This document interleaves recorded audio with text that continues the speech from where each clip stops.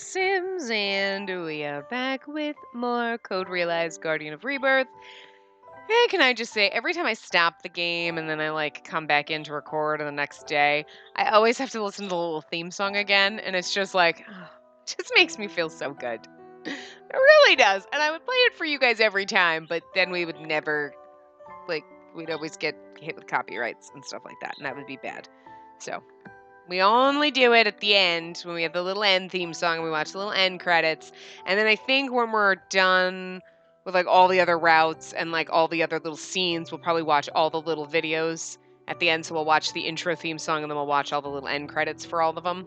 It's the same song for the end credits, but we'll, the different pictures and stuff. So we'll probably watch all those again then, so you'll get to experience it then again. But that's it. You don't get to experience it every time like me. I do. I just listen to it. I'm like, I like watching the intro, the pictures. I'm like, I love this game so much. I don't know what I'm going to do when it's done. Play the second one. And then just constantly stare at the wall hanging that I have now. Anyway, so we were just about to learn about Impei's past. This will be nice. I'd rather talk in Impei's voice the whole time than do Nemo's voice because I think I'm broken.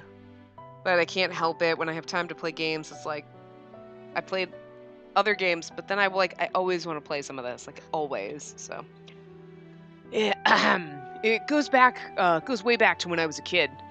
My parents died when I was little, and I guess my parents didn't really have a good relationship with the people around us. I was treated pretty much like a nuisance. Aww. I was passed around to a number of different relatives, but none of them ended up taking me in. Oh my god. It's already starting heartbreaking. Oh, dear God. In the end, I built myself a shack outside the village and managed to get by on my own. I don't blame them. I was always a pretty gloomy kid. You'd probably be super put off if you saw how I used to be. Impei's story continues. I mean, the people of the village did have some sympathy for me. They did leave me the minimum amount of food to survive, and I developed skills to feed myself, so life wasn't too tough. The forest around the village was rich in resources. Was he a vampire when he was a kid, or he got turned? Guess we'll find out. And once I got the hang of hunting and gathering, I had no trouble finding food. But I was always alone. I didn't have any outside interests, didn't have any friends, and my parents were dead. Oh my god, I'm gonna fucking cry, guys. I spent most of those days in a daze, and my memories of those times are pretty hazy. I didn't talk much either, so when I did try from time to time, my voice didn't always work. This is so different from the Impei we know, who is so outgoing, so magnanimous, and just so he's like a fucking little chatterbox. But this breaks my heart. It's so sad. That's pretty much all I remember. Oh, but there was one thing I liked. The moon. I loved the moon. When I looked at it, I could feel it cooling and soothing my emotions. I would just stare at the moon whenever it was out, never tiring of the sight. This is why he should have been a fucking werewolf and not a vampire, just because, werewolves moon. You know what I mean? That would have been cool. But then they would have had to introduce a whole, werewolf thing, and then that would have been, so I understand why they just made him a vampire instead, because they already had vampires in the game. But one day I saw some kids running by my shack. I heard them saying something about going to see a monster that the humans had created. Apparently, that's all anyone was talking about in the village. Oh my god, was that us?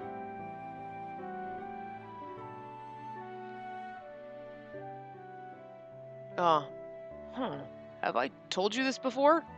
Impei's question brings me back to reality, and I nod. You followed the other kids and saw a locomotive. Oh, right. Right, I remember that story. I was like, wait, we're a monster. I forgot about that. Impei nods. Yeah, that's right. He asked me if I want to hear the same story again, and I say yes. It wasn't that I wanted to hear about the locomotive once more. I wanted to watch him talk about it, when he got that sparkle in his eyes. Yeah, when we were sitting up on the roof of the ship before the train thing. Impei recounts everything in detail, that second CG we got of him. Seeing railroad tracks for the first time, the sound of the steam whistle, the black smoke shooting out, the big black block of steel chugging along powerfully. Impei tells me about his sense of awe. that enormous mass of steel passed right by me without slowing down, and its steam whistle blew away whatever dark, murky thing had been in my heart. And in its place, I felt like there was some kind of weird flame lit within me. It changed my world, but he was like a kid. Like, he was obviously, like, really young, living on his fucking own. That is so fucking sad. I'm not exaggerating in the slightest. That's really how it went. Wow, wow, wow! That's all I could say. And I went back to my shack. That's when I decided that I would somehow make that thing I saw with my own hands. But I had no idea how it was put together. To begin with, I carved some stone and put something that looked kind of like the locomotive on top of uneven handmade rails. I would look at it and wonder, how could that thing move on its own? How does it work? Every day I would think about these things while I watched the locomotive from the shadows. Then, I forget when it was, there was one other oddball in the village, an eccentric old man. He was always talking about some crazy thing or another, so no one in the village would bother to listen to him. He was the other nuisance of the village, always mumbling something strange to himself. I was also guilty of thinking he was weird, like, whoa, I'd better not get involved with this guy. And then, one day the old man, he was staring intently at the model I'd made, and I thought, uh-oh, this isn't good. There's no telling what he'll do. And I hastily tried to cover up my model, but he didn't touch it. Instead, he turned to me and said, "Kid, this is a locomotive, isn't it?" It was a pretty big shock. I'd never found out what the name of the thing I was trying to make was until now. But once I heard that word, I couldn't get over how cool it sounded. Then, as I stood there in excitement, the old man said, "This model isn't going to run. It doesn't have an axis to convey power to the wheels, and it doesn't even have an engine. Want me to show you how to make one?" That's what the old man said to me. I mean, how could I say no to that? I jumped at the chance without a second thought. I asked him to please tell me whatever he knew. And from that day on, the old man taught me all about the different machines humans make. In the beginning, we made a model steam locomotive. We built it out of handmade parts and other parts we'd stealthily bought from the human city. When I saw that tiny locomotive move, I felt a shock like I'd been struck by lightning. Nothing has ever compared to the excitement I felt when I saw that thing move for the first time. The machine I made with my own hands was moving on its own, puffing smoke. I couldn't think of anything better. That's when I swore to myself that I would become an engineer. I realized that this was it for me. This was how I wanted to live. The old man taught me lots of techniques and knowledge as he told me about himself. He and I were similar in that the traditional way of vampire life wasn't for us. Oh, so he was born a vampire. Okay. Seeking a breadth of science for vampires, he had been going in and out of the human city since he was young. He said his dream was to give the vampires a scientific foothold on par with the humans. Even though he was an old man, when he talked about it, his eyes would sparkle like a child's. But nobody understood what he was trying to do. And before he knew it, he'd given up on everything. He looked so sad and tired. I told him to cheer up because I understood him. And for some reason, the old man started cracking up. He laughed and laughed. He laughed so hard he had tears in his eyes. Then he told me about a really important plan. He said that it was a special project and that he'd never told anyone about it before. Vampires had always considered human technology to be the devil's work and distanced themselves from it. That's pretty fucking funny, to be honest. Vampires are like, science is the devil's work! And humans are like, vampires are the devil's work! They're evil monsters! Obviously, in this world, vampires are just like, Canadians. They're just like, oh, they're strange beings. They're different. I mean, technically, yes, they're still, in this game, they're considered a different species, but they don't seem to be like, obviously, they can go out in the sun. Obviously, they can eat human food. They don't drink blood. So it's like, they're just a different, it's like almost like they're a different race, but it's seriously like, oh, wait, oh, you're Canadian.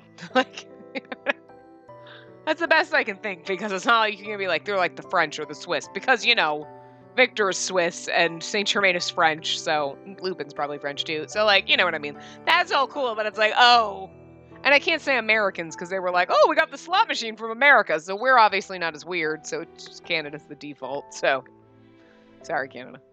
You know. Nobody gets in fights with Canada. They're too nice. Like, oh, hey, I opened the door for you, eh? But you know what I mean? Like, that's kind of how they treat vampires here. They're not like... So it's kind of weird. I like the way they do it in this, because they're not like, oh, they're like what we typically think of as vampires as like blood-sucking monsters, you know? But they're just a different, like, they're a different race of people, of humans. I mean, well, vampires are calling normal people, like, humans as opposed to, like, whatever, but still, it's like, we don't really have much of a comparison because we don't have anything. We are all humans. But it's just weird that they're so similar, but yet I don't know where I was going with that. You know, or whatever. Anyway, they're Canadians. Forgot it. But he wanted to prove them wrong. He wanted to show everyone how wonderful science could be. He spoke with such passion. I asked him how he planned to prove it, and he laughed and pointed up to the sky. He said he was going to the moon. If he accomplished this impossible task, then everyone would understand how marvelous science could be. Even I was skeptical at the time. Whoa there, you must be dreaming. There's no way you'll ever make it there. The old man laughed. Oh, sorry, I forgot that we're going to need a guide when we get to the answer the question part, and I didn't have my phone near me and had to reach for it. Okay, so this is supposed to be the old man, but Impey's telling the story, so we're just going to say it in his voice. Because I can't do it like I did with fucking Van Helsing, but Van Helsing is really more telling us, the reader, and not telling Spacey, because she wasn't around, so Impey's actually telling her, so I'm going to have it, I'm just going to keep it in his voice, because it would just be easier. Oh, sorry. Oh my god.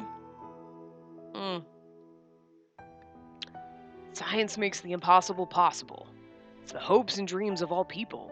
It's even possible to reach the moon. He said he couldn't explain it too well, but he had the best smile ever. And I guess that rubbed off on me, because before I knew it, I was saying that I would reach the moon myself. The old man smiled and patted me on the head. For some time after that, our days were like that. Those times were a lot of fun. And then the old man's gonna die and leave fucking Impey. I swear to God, this is gonna fucking kill me. Oh my god! Oh my god, guys! I glanced away to like scroll up in the guide and I'm like, oh, there's a CG.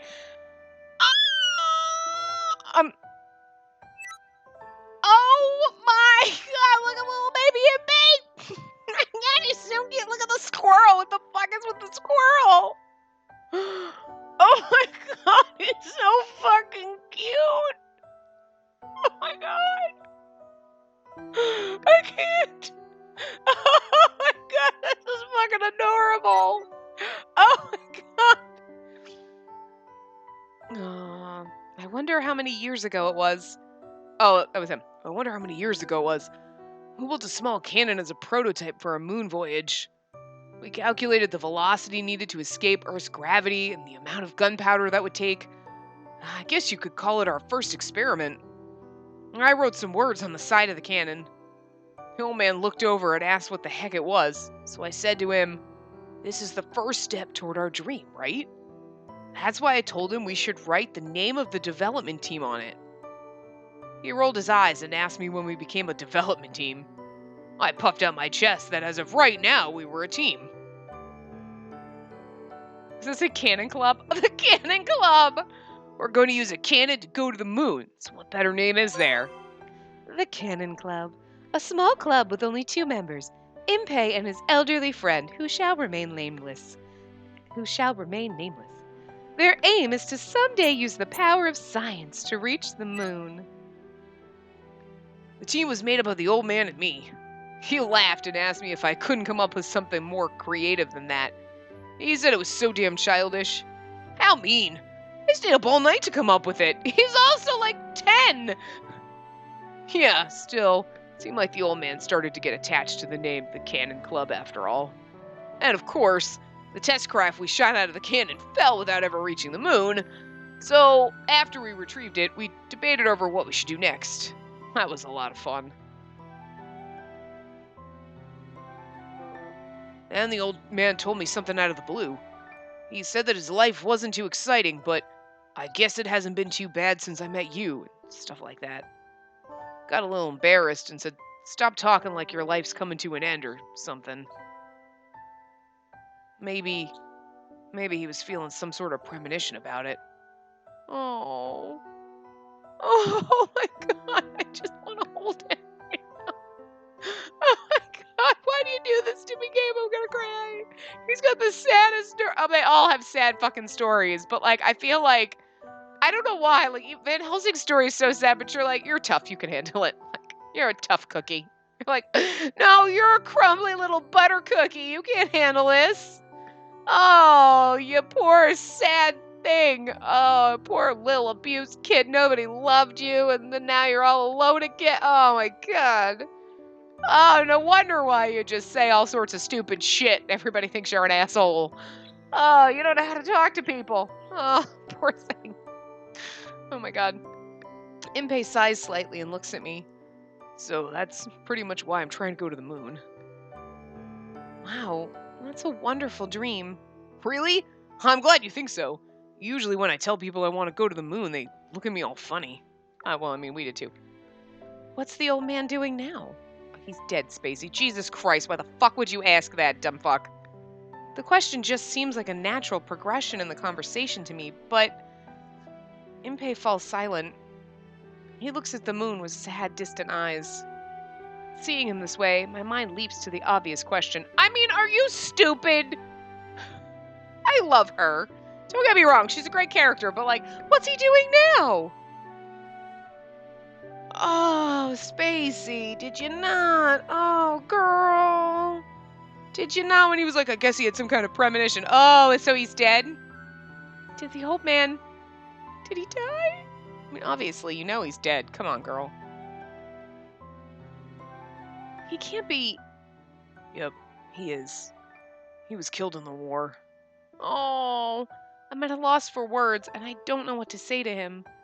To Impei, the old man was probably closer to him than his own family had been. And he was suddenly taken away. I'm sure Impei was just as heartbroken as Deli, whose parents had been killed, and the shock must have been great. I mean, it's only been a couple years since the war, so the war was 2 years ago, so he's only been dead for 2 years, so it's not like... So at least he didn't die when he was a kid, so that there's some comfort there, but still. But Impei just keeps wearing that same sad expression. I know, look at the sad in his face! It's gonna make me cry, but it's so fucking cute at the same time. I don't know what to do with myself right now. I don't know why the war started, and I don't really care at this point. Even though the vampires had the upper hand in battle at the beginning, the tables suddenly turned one day. It was the government's poison gas weapon that did it. It didn't matter who you were. Once that thing got to you, you just died. Oh, and that was Victor's fault. Oh my god, poor Impei. He's living in a house full of people and like half of them half of them are responsible for the death of all of his friends. I mean, granted, the old man was the only person that loved him, and the rest of the vampires, like, fuck them to Impei, you know what I mean? But, like, dude, Van Helsing slaughtered a bunch of vampires, and fucking Victor was the one who created that poison gas, like, ugh. Dude, you are so much of you are, like, the best person in that house. Like, you are, like, the saint. I know Saint Germain has the saint in his name, but you are the saint, honey, because you could have stabbed some motherfuckers, because half the people in that house are responsible for everything bad that's happened to you. Like, I mean, it just... Our village was pretty much completely wiped out, except for a handful of people and me, since I was far away at the time. That's when the old man died, too. Goodbyes come so suddenly. I'm sorry. Oh, no. I'm sorry, too. I didn't mean to tell you such a depressing story. What should we do? There's a little more to the story. Do you want to hear the rest of it? If you don't mind, I'd like to hear everything. He nods, then continues talking. I still can't get baby Impey out of my fucking brain. It's so cute. That day, the day the old man died, I was supposed to be working on an experiment with him. We were prototyping an extremely small model of the gravity alleviator. What do you mean, why am I talking about that all of a sudden? Don't you remember? We've been trying to get to the moon using a cannon, right? But when a cannon goes off with enough force to send something to the moon, the payload has to withstand an immense impact. The force is so great that the initial acceleration would squash anyone riding inside the capsule flat. So what do? We just need to give it the most gentle initial push that we can. But if there isn't enough velocity, it won't break Earth's gravity, and we won't reach the moon. I mean, he's like explaining science. It's so cute. You're like, you're talking all smart, people. You're so dopey sometimes, and then you talk all smart, and I don't know what to do. That was our dilemma. The old man had a plan, though. We just needed to make the capsule being fired out as light as possible. That way, we could use minimal force, but still reach a high speed. And it took the old man a lifetime to conceive the concept of the gravity alleviator. The logic behind it's pretty amazing. Everything has two sides, like light and shadow or the north and south poles of a magnet. The same goes for the gravitational force that keeps us on this planet. There's an opposing force to gravity, the force that essentially pulls matter together. The old man discovered something he called a repulsive force that pushes matter apart. By generating repulsive force, you can negate gravity and bring an object's weight down to nearly zero. The old man went and made this astounding device that made this force. It was his life's work, a masterpiece. He showed me its interior workings and lectured to me about it, but it all went right over my head. All I knew was that this was an amazing achievement in technology. When he told me that he wanted me to join him in an experiment to actually test this device, I got chills. The experiment would only involve lifting a tiny little rock, since the device required a huge amount of power. Hey, it might not be coming across that way, but this was probably the biggest scientific breakthrough of the century. I was so excited that I couldn't sleep the night before. We didn't know what was going to happen, so we decided to do it someplace far away from the village. But the old man never showed up. I remember thinking, that old geezer, he's always on my case about being on time. As I headed back to the village, that's when I saw the British airship flying through the air above the trees. I had a bad feeling about it. Maybe they dropped a bomb or something. And when I got to the village, it was worse than I could have imagined. Everyone I found, without exception, was on the ground, dead. It must have been excruciating. Their faces had the most hideous expressions. But there was no trace of bombing or any kind of fight. I realized that it must have been poison gas that did this to them. I really should have left the moment I figured that out, but I wasn't thinking straight. Before I knew it, I was running for the old man's house. And, well, as expected, I found him dead. He left some sort of note.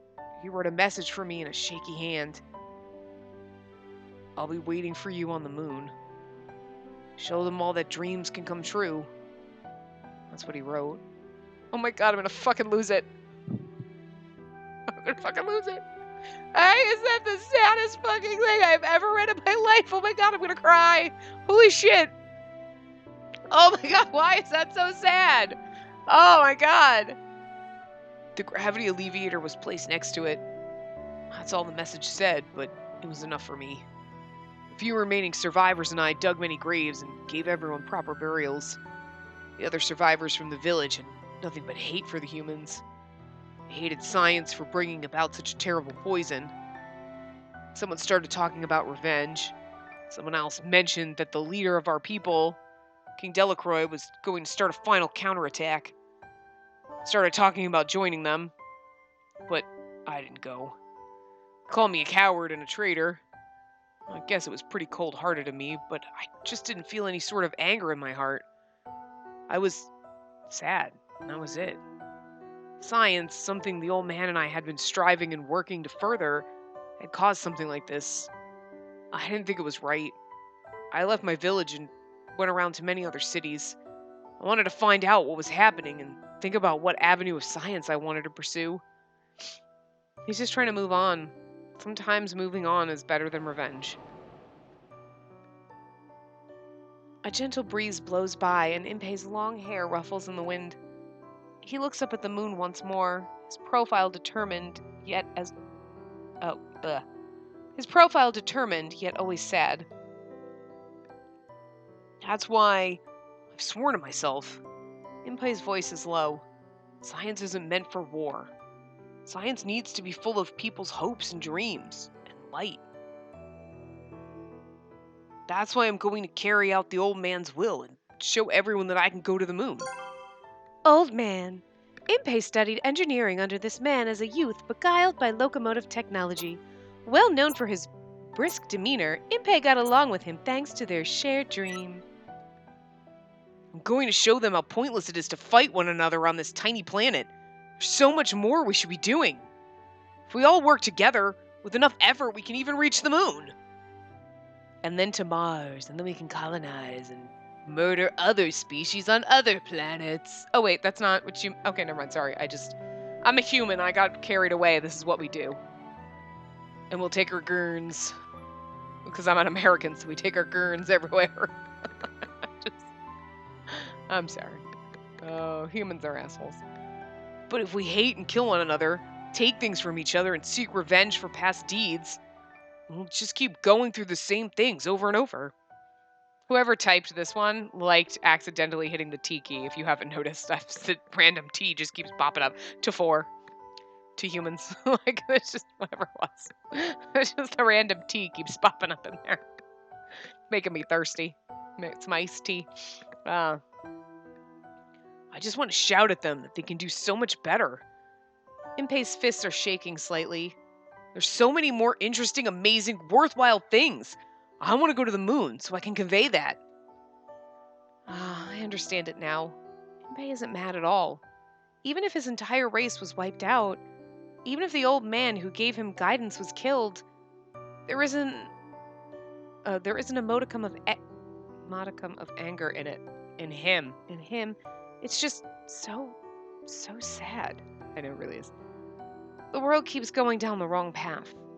The right just forces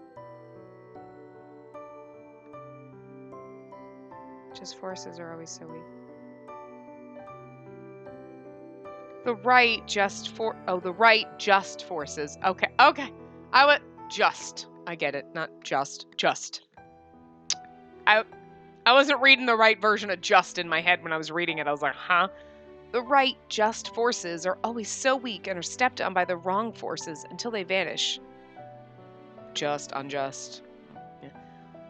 The world can't seem to wipe its hate away. And I see why that would make him sad. Impei, the words pour out of me naturally. You're probably the kindest person in the world. You're not running at all. You've been fighting all this time. You've been fighting alone in the most difficult battle there is in the world. I may be a fake. I may just be a doll. I may not be worthy of you, but I still want to fight with you. I want to live alongside you. Impei seems surprised to hear me say this. Huh? You're bringing that up now? All this I'm not worthy stuff. Besides, you don't get to decide that. I've told you so many times already that I love you. But you just seem like the type who would say that to lots of people. You even told Lupin you loved him when we escaped from the Nautilus. So I figured it was the same for me. That saying, I love you, was a joke or something.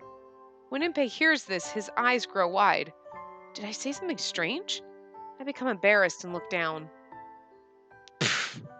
That scared my bird. Don't laugh at me. I mean, it's just... Sorry. Hold on. I'm being serious, you know. No, I didn't realize that you were jealous of Lupin. Oh man, I didn't expect that.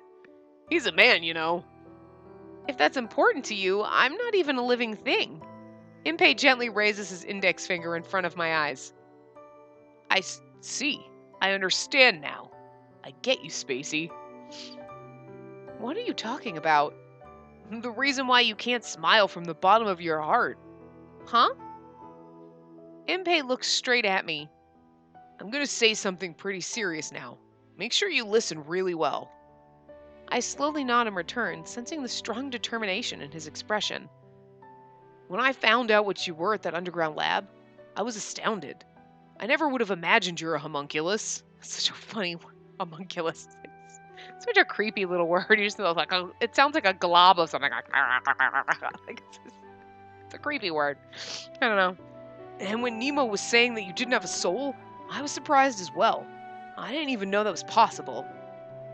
Impei looks as if he's struggling to find the right words for what he's thinking. What else is he going to say to me? It's all I care about, but I'm scared. I remain frightened as he talks. But I thought it was amazing. Science is what people dream and hope about, and you're a child of science, so to speak. That makes you 100% pure hopes and dreams. I'm made of dreams? That's right. You're a miracle. A breathtakingly beautiful embodiment of dreams. That is like a beautiful fucking way to think about it. And technically, even though they're evil dreams, she was a product of dreams because obviously Isaac had some kind of hope or dream to make her exist, and she did, even if it was for a very, very terrible reason. So he might be evil, and she might be evil hopes and dreams, but still, hopes and dreams. Important part. I'm awestruck by Impei's words.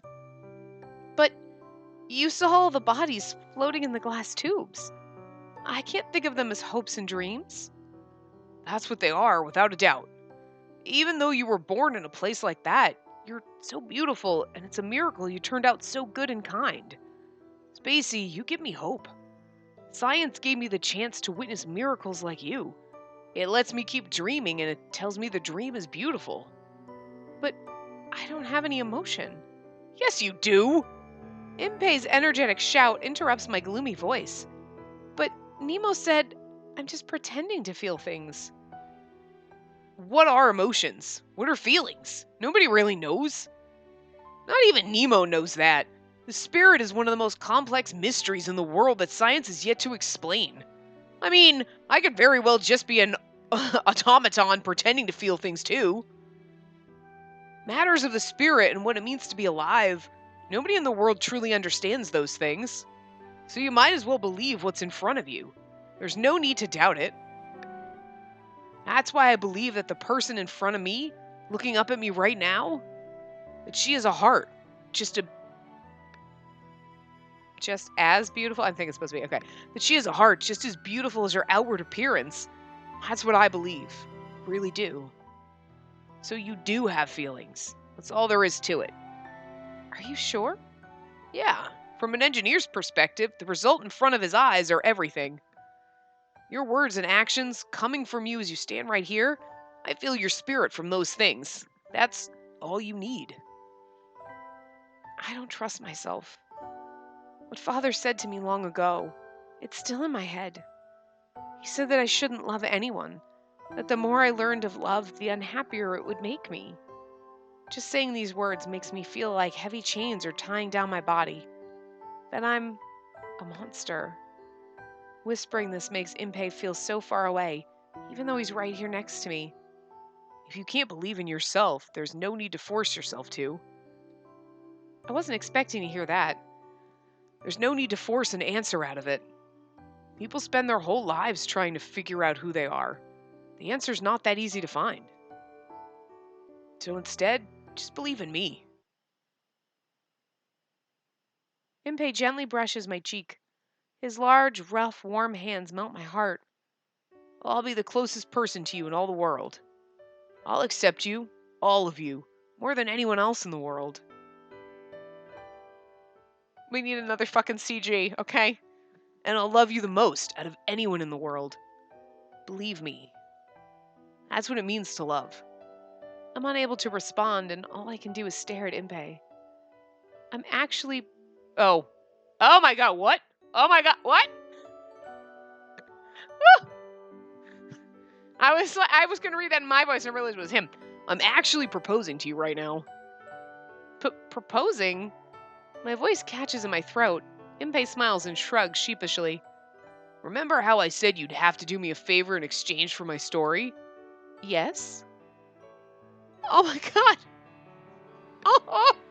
I didn't think that was gonna happen till game 2! He just moved so fast! Oh! What if... Space's gonna fall off her bouncy ball.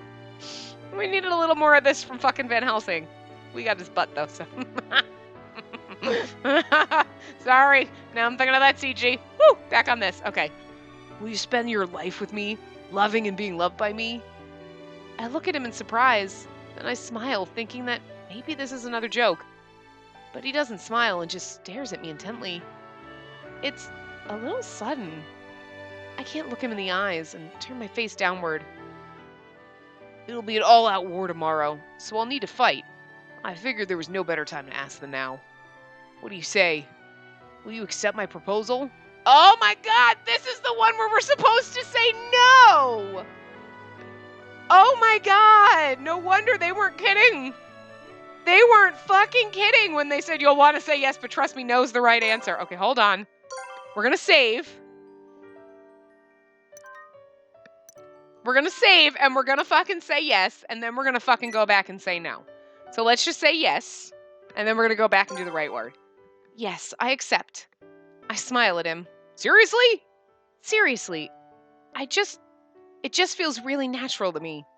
For real? For real. Yeah! Impei suddenly lifts me up and starts spinning us around. Impei, what are you doing?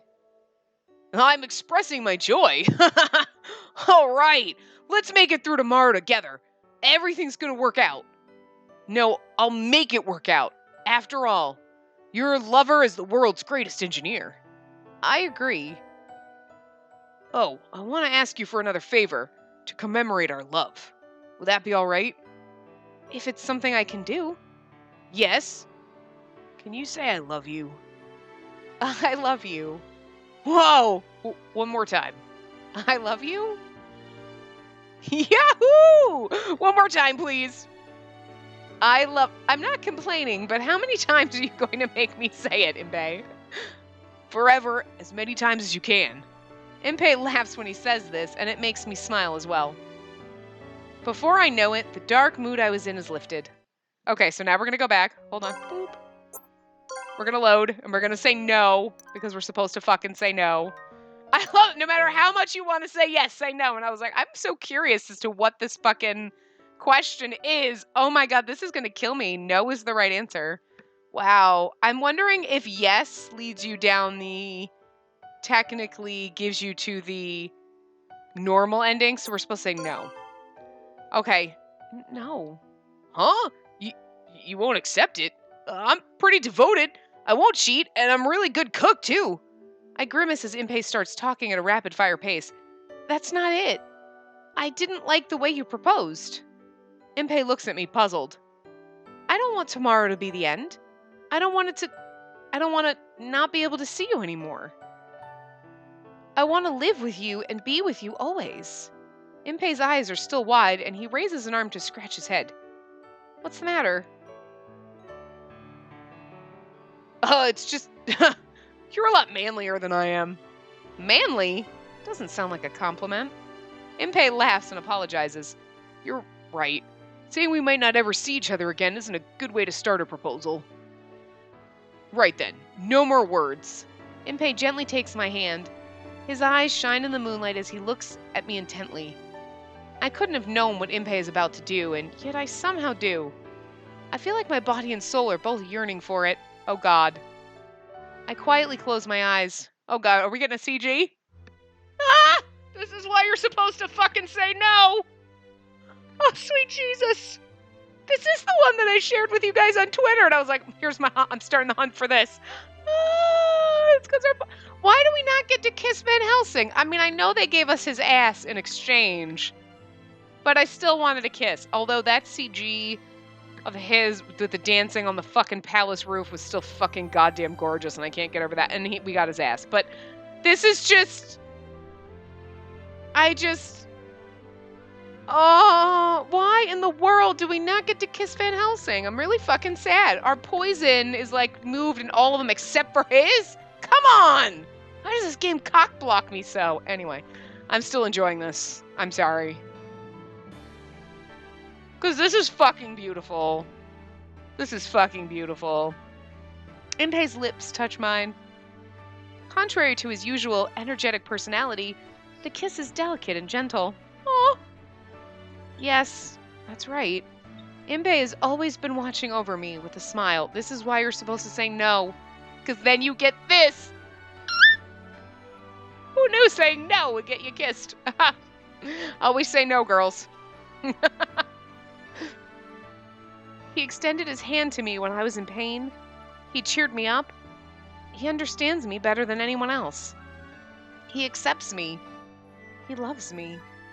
The more I feel his warmth and his touch through his lips, the more I feel a peaceful feeling spreading within me and his face slowly starting to melt off. No, I mean, her poison's fucked up, so. And I want to know more. I passionately feel that I want to know more about him, and my body grows hot. Oh, but why did it go away so fast? We eventually pull away from each other. Our eyes meet, and we smile. I don't know how, but this simple act makes me feel like my entire existence has been affirmed. About what I wanted in exchange. Can I ask something else of you? What is it? When this is all over, would you travel to the moon with me? I look at him and smile. Instead of a reply, I give him a kiss. Then, after a while... I'm sorry, that was so worth saying no for. Guys, it was so worth it. This is why we do all the options. We're sitting next to one another, staring at the moon.